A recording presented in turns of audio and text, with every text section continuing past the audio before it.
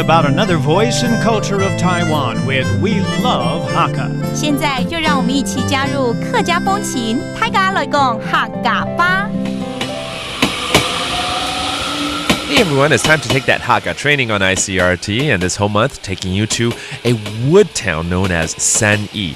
And there's a lot of museums and a lot of woodcraft and a lot of wood history here that we're all going to find out today. 今天呢，我们真的要深入来探讨三义这边，大家都知道是这个木雕的故乡嘛，那一定有很多的历史跟木头有关的，还有木雕博物馆等等，今天都要一并来参观喽。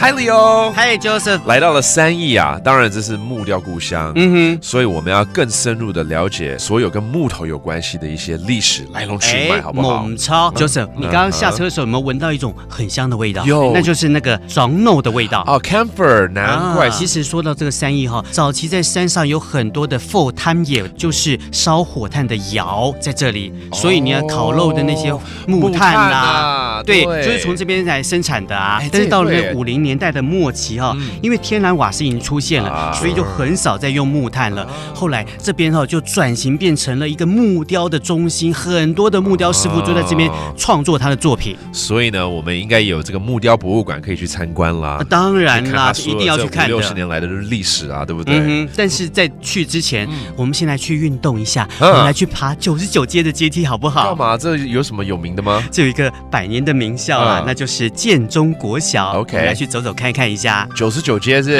对，可以啦，可以哈。如果299，我就要考虑了。可以啦，没问题。可以吗？真的哦。 OK， 好，那我们就出发了。 Let's go。 The aroma of camphor hangs along Shui Mei Street in Sanyi, and the 200 shops packed on the road are filled with beautiful wood carvings. Since the late 50s, Sanyi has flourished as a wood carving town. The local wood carving museum holds exhibitions and invites carving masters to show their skills.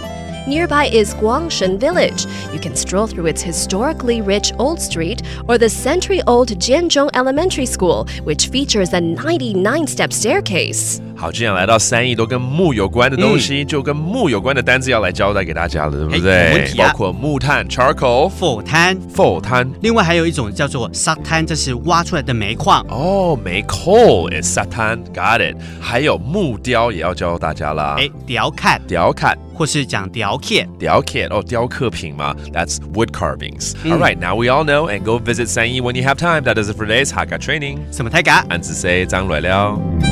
客家风情由客家委员会监制。